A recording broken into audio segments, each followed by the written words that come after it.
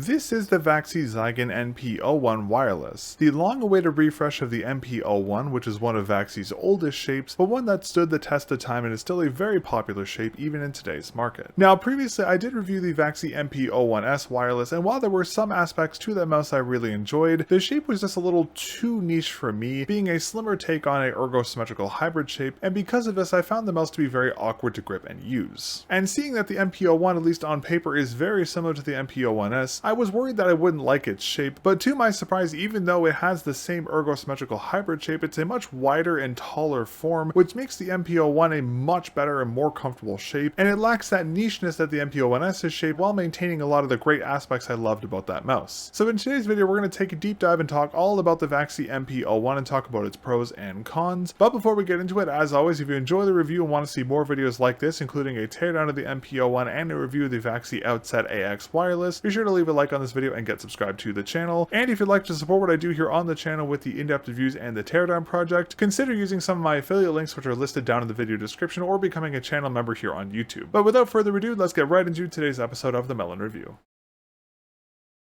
In terms of testing parameters, I used the NP-01 for approximately 4 weeks, daily driving the mouse for both work and gaming use. For skates I used over testing, my unit is second-hand, and sadly it didn't include the VAXEE stock skates, so I ended up using aftermarket skates, mainly the X-Ray Pad Jade Obsidian Air Donut skates over my testing, and for sensitivity I used my normal range of 40cm per 360 for fabric pads, and 50cm per 360 for hard pads.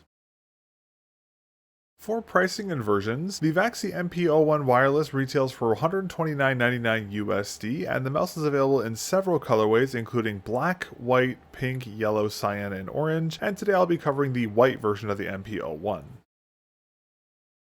Now, in terms of in-game performance, as expected for a VAXEE product, and just like my experience on the NP-01S, the NP-01 felt fantastic to use and performed exceptionally well over my testing. Now, the mouse itself, even though my unit is secondhand, still feels extremely solid and its build quality is superb. It's definitely on the heavier side as expected for a VAXEE product, but once you get accustomed to the higher weight, the mouse actually feels really great to use. The mouse's shape is also very well executed, as I mentioned earlier, and even though it shares the same hybrid ergo-symmetrical shape as the NP-01S, the NP-01 shell is much bulkier, which makes the mouse feel much better in the hand, at least personally speaking, but we'll talk more about this later. All the mouse's buttons are also perfectly implemented, again as expected for a VAXEE product. Sadly, the side buttons still are the same style as the ones I've used previously before, which don't have a coating to them, so they can be kind of slippery sometimes, but the click feeling is fantastic. And just as we saw in the VAXEE NP-01S, VAXEE's wireless tech is perfectly implemented yet again, and the mouse also supports the VAXEE standard and competitive modes, which in combination with the NP-01's 2 and 4K polling rates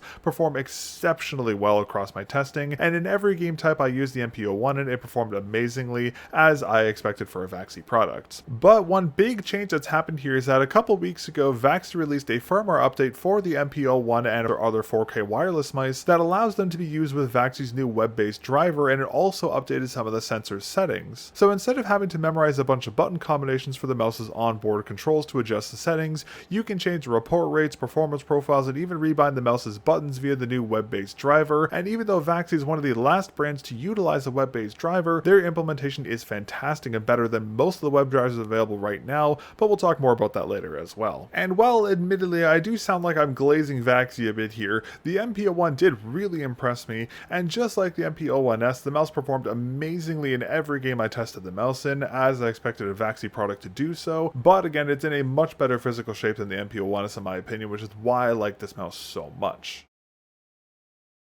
In terms of unboxing, the mouse comes in the same cardboard style packaging that we saw used for the NP-01S, but since my unit is secondhand, some of the packaging and accessories are missing on my unit. Inside we have the mouse itself. Now normally the mouse will have the full-size 0.6mm 100% PTFE skates pre-installed, but as I mentioned earlier, my unit is secondhand and the previous owner removed the skates. Also included is USB A to C cable that has the same trident-like prong on it that anchors themselves inside the mouse and in the dongle that we saw in the NP-01S's stock cable, which is is actually a great feature, and there is also a 4K Hz dongle included, which normally is wrapped in the bottom corner of the packaging, so you have to unwrap the bottom here to get to it. The dongle does actually have a pretty big rubber base on it, which does keep the dongle decently anchored to desktops as well, which is great to see. And lastly, we have a small little paper QR code that you can scan to find the mouse's user manual and support information. And in terms of warranty, just like all other VAXEE products, the NP-01 comes with a 1-year limited warranty, and you can read all the terms and conditions over on VAXEE's website. Now, before I talk about build quality and QC, I wanted to mention again that my unit is second-hand, so my unit's build quality and QC might not be representative of a fresh unit from VAXEE. But that said, even though my unit has been extensively used before I got it, the mouse feels fantastic and is built like a tank, as expected for a VAXEE mouse, and both the upper and lower shells are rigid and have no flexing to them. There is a slight creaking from the seam between the top and the base shells on the corners, but this only happens if you exert a high degree of pressure to both sides, more pressure than you ever exert on the mouse during normal use. All the NP-01's buttons are also extremely well implemented, and the click feeling across the mouse is fantastic, specifically the main clicks, but sadly, as I mentioned earlier, the side buttons still aren't coated, which is disappointing to see as their raw plastic surface can get slippery in some use cases, but again, their click feeling is still very good. And as expected, the internal build for the NP-01 is extremely good, very complex, and only rivaled by Zowie in terms of complexity, but very well built nonetheless. The mouse also uses the same split PCB design we saw used on the NP-01S, which is great for long-term serviceability, but actually servicing the NP-01 and all of VAXEE's mice for that matter is rather tricky due to the complex build, so actually servicing the unit yourself is tricky to say the least, but we'll talk more about that later in this video. But overall, as expected for a VAXEE mouse, the NP-01's build quality in QC is superb, and even though the mouse is second-hand, it feels as good as the NP-01S I got from VAXEE, and that just goes to show you how good VAXEE's build quality is, as their products maintain their quality even over long-term use and multiple owners.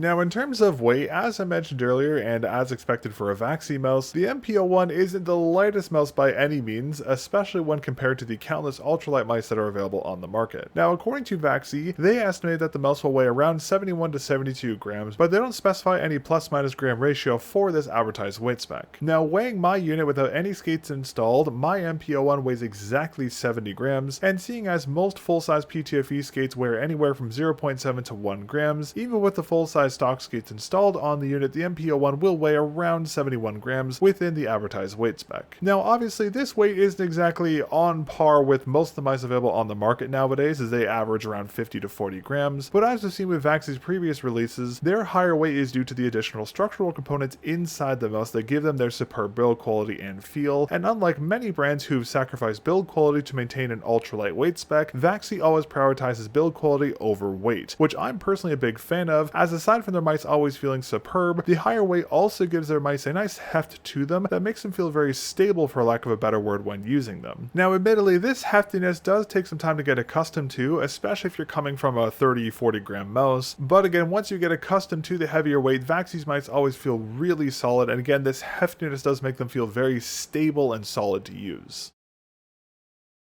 Now, for balancing, surprisingly, even though the NP-01 has a hybrid shape, the mouse's balancing is actually quite good. Now, as expected, the mouse is centrally balanced, but it is balanced at the mouse's center position, which is slightly forward of the mouse's midline, right at the deepest part of the left side's hourglass-like indentation. But due to its ergo nature, the mouse is ever so slightly left-heavy, right-heavy from the front, as the left-leaning rear shell region alters the balancing point slightly. This is to be expected, as most if not all ergo mice are left-leaning as well, but this slight weight offset isn't very noticeable and doesn't impact the mouse's usage in any significant way.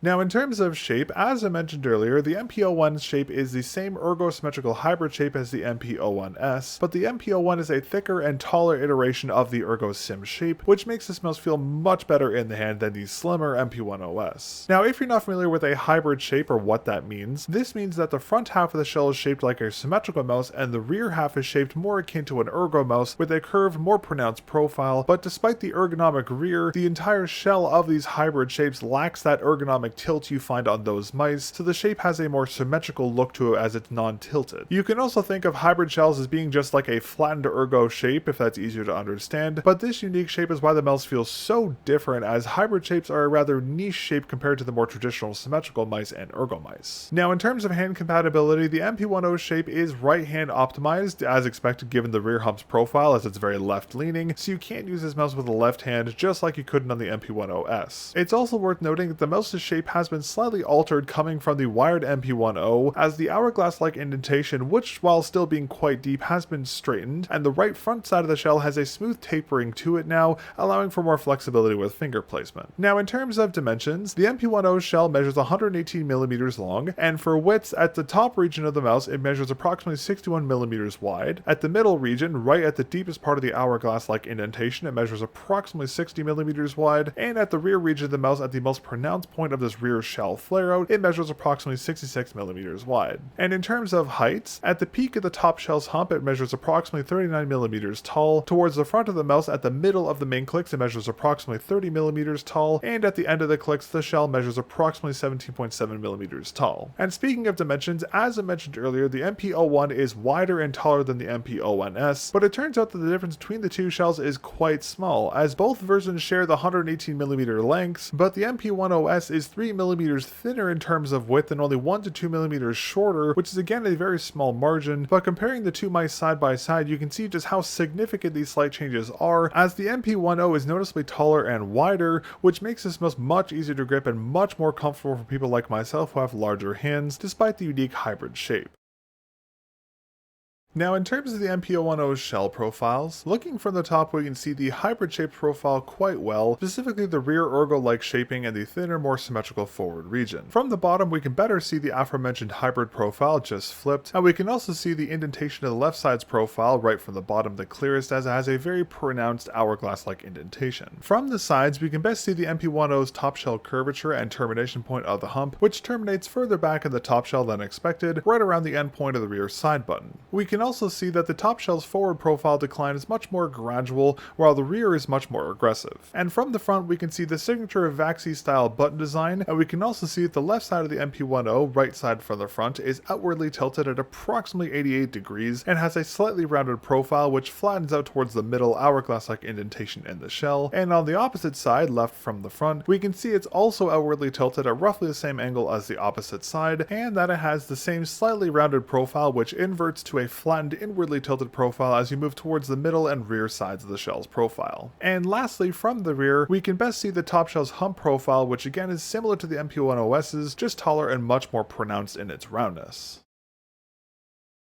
In terms of contact points, since the mouse has a rather unique shape, its contact areas are more palm focused than you'd expect for an ergo shaped shell profile, but since the NP-10 shell isn't tilted, like a traditional ergo mouse, the contact areas are slightly altered further. Now for my 1905 by 12.7cm hands using a tilted claw grip, my primary contact points are my mid to low thenar region, my upper mid palm region, and mid to low hypothenar region. But as I alluded to just a moment ago, since the mouse has that non-tilted ergo-like rear profile, and in combination with my tilted grip, my upper mid palm contact sits more towards right of the mouse's top shell than it would on a traditional symmetrical shape. For finger contact, my thumb naturally rests towards the top left side of the mouse, but I can naturally curve my thumb inward to nest it at the deepest point of the left side's indentation. My index and middle fingers on the other hand rest towards the end of the shell buttons, and my ring finger rests just below the smooth front end of the mouse's right side, and my pinky rests just below that. But keep in mind I have very large hands, so unless you have similar sized hands to mine, use this as a point of reference and scale the contact areas depending on your hand size.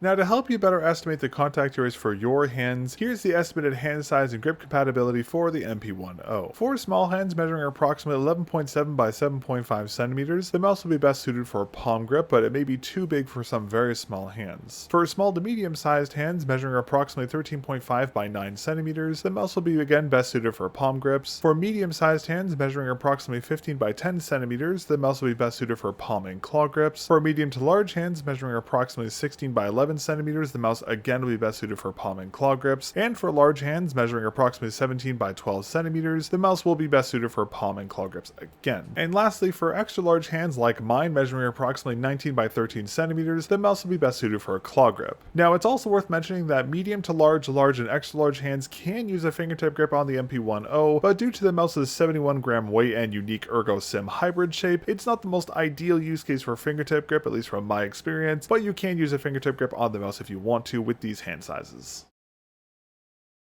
In regards to coding, the NP-01 is using the exact same coding type we've seen VAXEE use in their other wireless models, including the NP-01S, but this coding is a bit of an odd one as it's a semi-chalky coding, reminiscent of the coding Pulsar used on the White X2H, or a less grippy Feather Gen 3 coding from VAXEE that they used on the OGM Pro V2. But despite its unique feeling, just like we saw in the NP-01S, the coding here performed exceptionally well over my testing, and even with my sweatier hands I was able to keep a well-anchored grip on the mouse's shell. But that said, I do think that the coatings used by VAXEE, Endgame Gear, and Razer are better than the current VAXEE coatings, as they're either a little more chalky or a little more rubberized, but the difference between the various coating types is minimal at best, and realistically speaking, the NP-10's coating will perform well for most use cases. But if you do find the VAXEE coating to be slippery, if you have very sweaty hands like myself, you can always use aftermarket grips to improve the shell's gripability. Personally speaking, I recommend the X-Ray Pad Cicada Wing V2s or Gecko's V2s, as they are the best grip tapes I've personally tested, and they massively improve the gripability of any mouse's shell.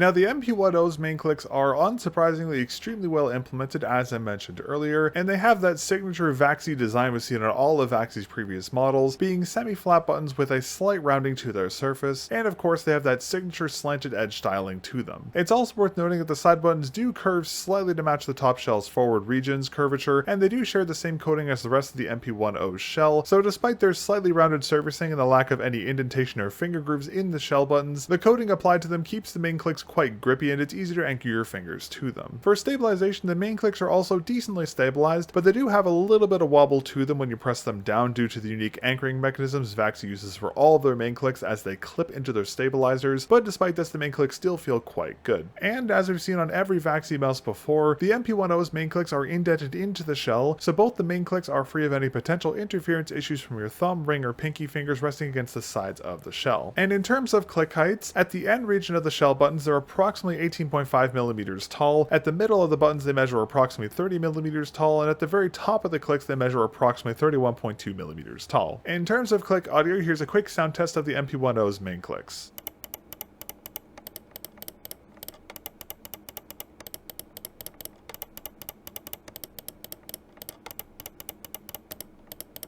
Inside, the NP-10 uses the same unique switch type we saw used on the NP-01S, the 10 black shell pink dot switches, which are similar to the ever popular blue transparent shell pink dot switches, but with a firmer, more balanced click feel and a stronger rebound. These switches also have a slightly heavier actuation weight compared to the blue transparent shell pink dot versions, feeling around a 6.5 out of 10 in terms of actuation force, but these switches do have a lower lifespan rating than the transparent versions, being rated for only 10 million actuations and not 80 million. It's also worth noting the main clicks actuation force does feel pretty balanced towards the end and the middle region of the click, but once you go past the middle region towards the top of the buttons, they do get a lot heavier. In terms of pre-travel, both the main clicks do have a low to medium range of pre-travel and a medium range of post-travel, but as I just mentioned, the buttons do have a very strong and snappy rebound, so the main clicks do feel quite spammable despite their medium ranges of pre and post-travel. And in terms of debounce, as we've seen on all the previous VAXEE mice, the mouse has an interchangeable debounce filter ranging from 0, 2, 4, and 8 milliseconds, and these values can be adjusted via the unit's onboard controls or via the web-based software.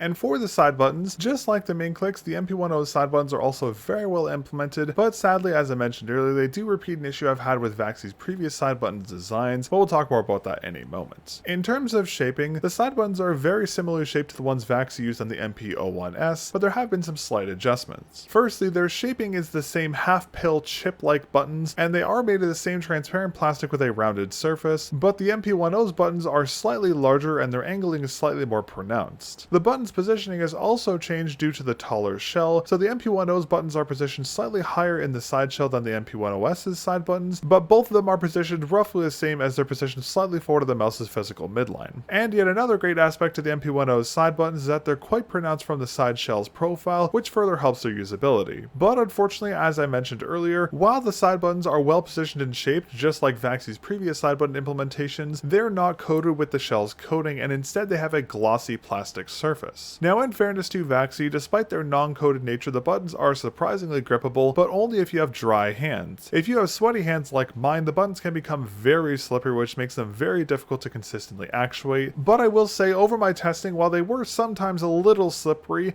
I didn't feel the need to use any aftermarket grip aids on them, but just as I said when I reviewed the NP-10S, I do wish the buttons had the same coating as the rest of the mouse's shell, as that'd be a significant improvement. Now, in terms of click audio, here's a quick sound test of the NP-10's side buttons.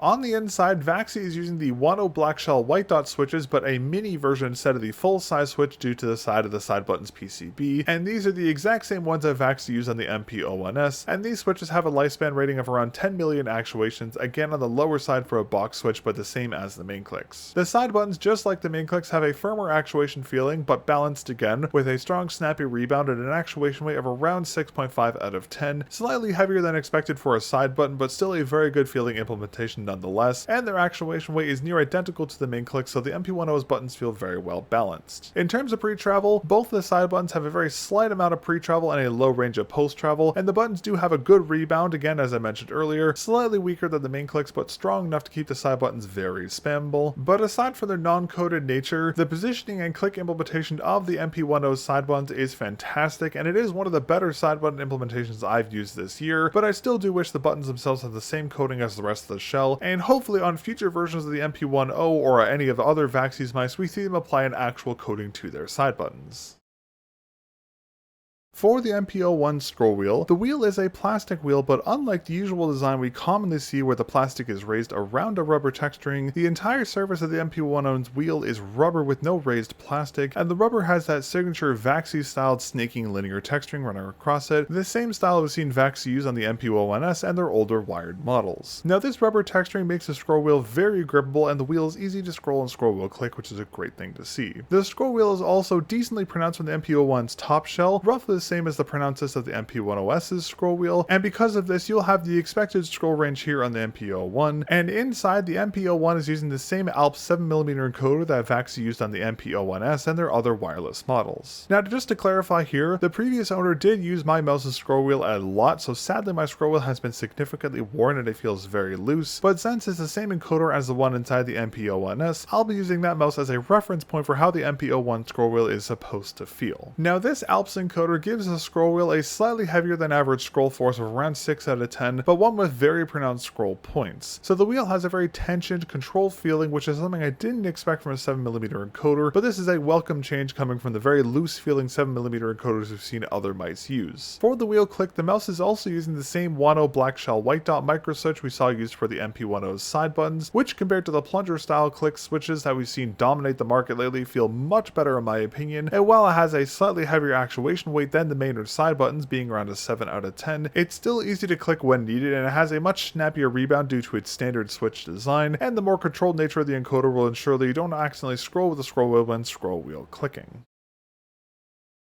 Now, for sensor, the NP-01 is using the PixarPaw 3395 DMT6QU, but this sensor is a special version developed directly with Pixar, the same special sensor at the NP-01S used and VAXEE's other wireless models use. Now, previously, this sensor only supported 400, 800, 1600, and 3200 DPI levels, but with the latest firmware update, the sensor has been unlocked, so you can now use the sensor's full 100 to 26,000 DPI range, which is adjustable via 50 DPI steps instead of the preset values I just mentioned. sound. The sensor also has motion sync enabled, but there are no ripple or angle snapping enabled, which is to be expected, and just like we saw the VAXEE NP-01's sensor, and the sensor supports two LOD levels, which are slightly different from the standard 1 and 2 mm levels we commonly see, as instead the sensor supports a low mode which tracks at 0.4 to 0.9 mm, and a high mode which tracks at 0.8 to 1.4 mm. And for MCU, unlike most high-performance mice which use Nordic MCUs, the NP-01 is using a Pixar MCU, the same one that we saw inside the NP-01S, the PAR2862QC specifically. Now normally a non-Nordic MCU would raise some red flags, as I've had some pretty bad experiences with wireless mice using non-Nordic MCUs before, but since both the NP-01 and 01S performed flawlessly over my testing and that their respective high polling rates were really well implemented, the unique MCU choice isn't a concern here, as over my testing I didn't run into any issues. And for sensor positioning, the NP-10 sensor is centrally positioned in the shell right on the x-axis, but on the y-axis it's ever so slightly forward positioned from the midline of the mouse, being positioned at the 61.2mm mark in the mouse's shell, 2.2mm forward of the mouse's midline. Now since the positioning is so slightly forward, it's not going to significantly impact the mouse's performance, but for the first day or two using the NP-10, you might notice that some movements will feel slightly off until you get accustomed to the sensor positioning, as we commonly see with non-centered sensor positions. I also want to note that just like we saw in the NP-01S, the NP-10 supports both a standard and competitive mode for the sensor here, which offers various performance benefits in combinations with VAXEE's wireless tech and the mouse's special sensor, which, as I talked about in my review of the VAXEE NP-01S, is fantastically implemented and is arguably one of, if not the best tech available on the market, but we'll talk more about that later.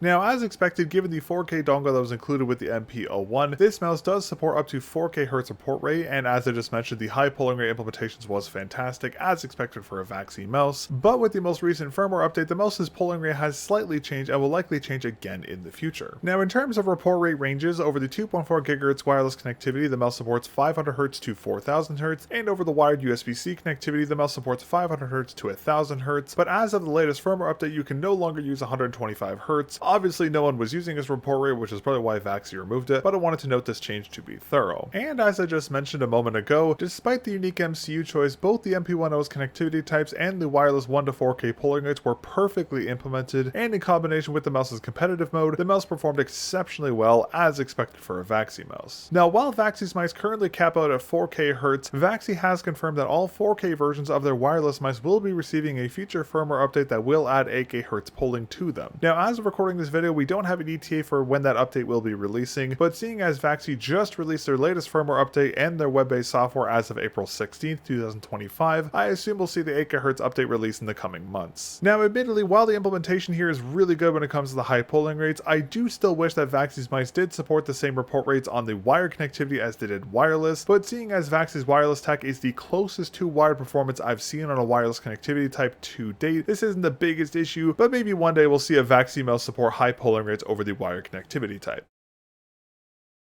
And in terms of battery, VAXEE is using the same 400 mAh battery they've used on all their previous wireless mice, and according to them, the NP-10's runtime will be approximately 100 hours on standard mode in 1K Hz, 55 hours in competitive mode on 1K Hz, 45 hours in competitive mode on 2K Hz, and 35 hours in competitive mode on 4K Hz. Now, from my testing, setting the NP-10 to the same modes as VAXEE tested with motion sync off and set to 1600 DPI and placed on a mouse juggler to keep it constantly moving, the mouse's true runtime on 1K Hz in standard mode was 105 hours, on 1K Hz in comp mode it was 51 hours, on 2K Hz in comp mode it was 43 hours, and in 4K on comp mode it was 33 hours, and just guesstimating for the 8K polling battery life compared to other mice and based off the NP-10's current operational times, I'd say the mouse's operational time on 8K Hz in the comp mode will be approximately 22 hours, but again, these are very rough estimates, we'll have to wait and see what the true 8K Hz operational time will be for the NP-01 and VAXEE's other wireless mice. So just like we saw in the NP-01S, VAXEE's battery estimates here for the NP-01 are quite accurate, which is great to see, and another great attention to detail is that even though the stock cable uses that Trident connector VAXEE uses for all of their wireless mice, the mouse's USB-C port is still universal and compatible with third-party cables. So if you happen to forget or lose your stock cable, you can use an aftermarket one with the NP-01 and VAXEE's other wireless mice, but I would recommend sticking with the stock cable as much as possible. And in terms of the battery itself, sadly, due to the way the battery is anchored inside the mouse's shell, you can't really install install a larger battery due to some space limitations with the battery's anchoring area, but you can mod it a smaller, lighter, lower capacity battery if you wanted to. You'll just need to make sure it has a longer cable and the larger 3-pin style JST connector, but I'll talk more about this and what options you have for modding the battery in the NP-01's teardown video.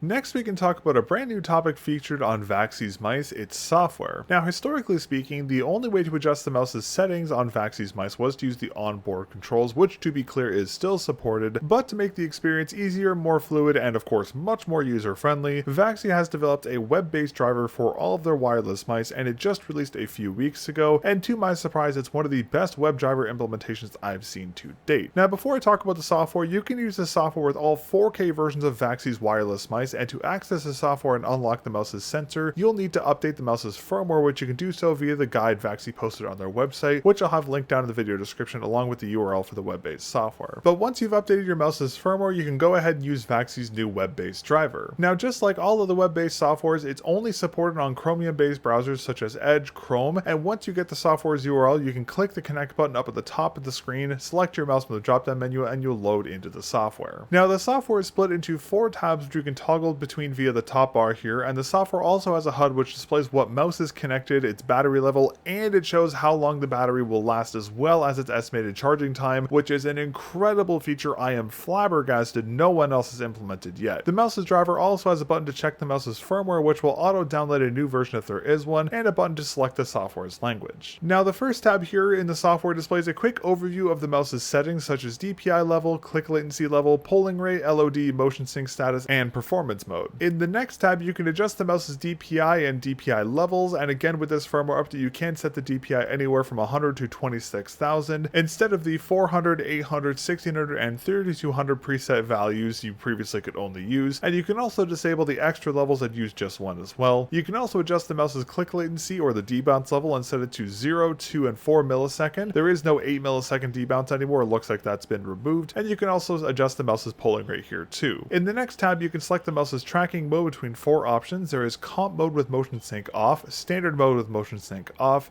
comp mode with motion sync on, and standard mode with motion sync on. Now, as I mentioned earlier in this video, these comp modes, while they use more power, they significantly boost the performance of the mouse, offering superior click latency, better transmission rates, real-time tracking, and improved anti-interference tech compared to the standard operating modes. And when combined with the 2 or 4K polling, this comp mode allows the NP-01 to perform near to how a wired mouse would perform in many aspects, and gives the NP-01 and VAXEE's other wireless mice their fantastic overall performance. But it's important to note that in either versions of the standard mode, you can't use any report rates over 1 kHz, and when using the mouse wired, you can only use the competitive modes. The standard modes will be disabled. And aside from all the performance mode features, in this tab we can also adjust the mouse's LOD level between the low mode, which tracks at 0.4 to 0.9 millimeters, and high mode, which tracks at 0.8 millimeters to 1.4 millimeters. And lastly, we have a new tab called the Custom Keys tab, where you can adjust the binding of the mouse's buttons. Currently, the rebind options are pretty limited, but I'm sure we'll see more options added in the future. But overall, VAXEE's web-based driver is extremely well implemented. It's so funny to me how VAXEE is very late to the game, as I mentioned earlier, when it comes to implementing a web-based driver, but despite this, their implementation is still better than almost every other web-based driver out there, and the fact that the software gives you a surprisingly accurate estimation of the mouse's remaining operational time is again an incredible feature I'm shocked no one else has implemented into their own web drivers yet.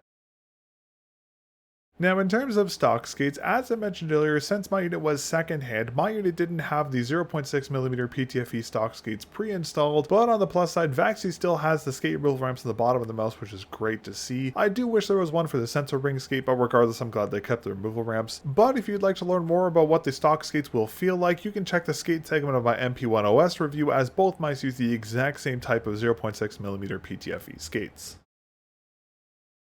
And for the NP-01 stock cable, as I mentioned earlier, the mouse is using the same USB A to C cable with the Trident-like USB-C end that we saw included with the NP-01S. Now, these extra prongs on the side of the slot physically go into the mouse, which helps to prevent the cable from disconnecting if the cable gets caught on something, which is a very underrated feature we don't see very often, and I'm very happy to see this return here on the NP-01. Now, sadly, this does prevent the cable from being used with other mice as the prongs don't have anywhere to go, but this isn't really an issue seeing as the mouse's USB-C port is still still universal and compatible with third-party cables, as I talked about earlier. Now, the cable itself is a surprisingly good cable. It is on the thicker side for sure, but it is still thin enough to be used with mouse bungees, and the cable's wrapping is very smooth and low friction, so it won't get caught on mouse pads with rougher surfaces, causing extra drag, and it is very flexible, which is a welcome surprise, so the cable is perfect for wired use if needed, and doesn't feel stiff or rigid at all. And the cable, even technically speaking, has a tilted USB-C end. Now, I'll admit it's not nearly as tilted as I'd like it to be, but at least it's tilted enough where it does the job. Ideally, I'd like to see the stock cable be tilted to the same degree as Pulsar's cables, but this is a pretty minimal nitpick, and overall the stock cable is actually quite good.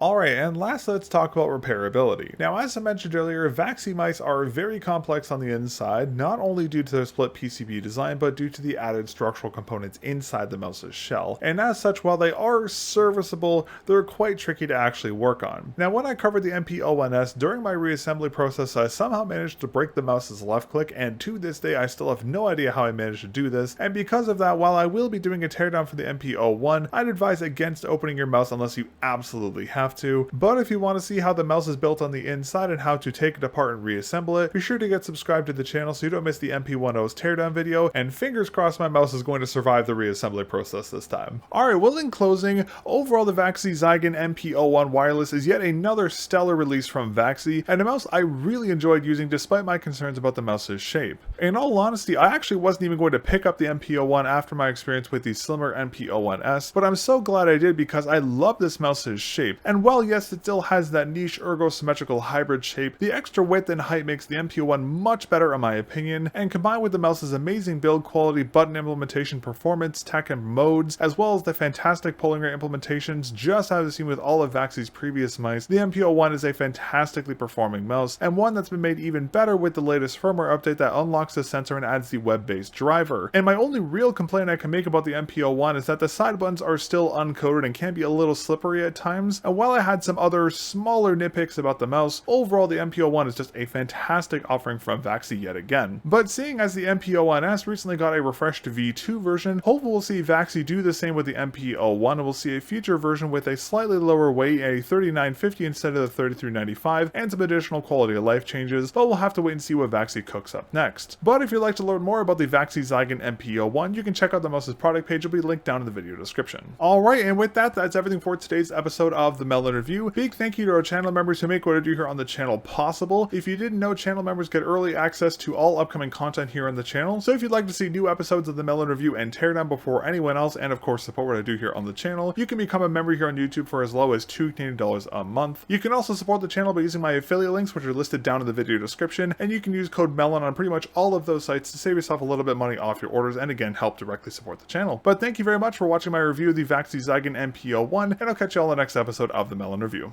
Peace.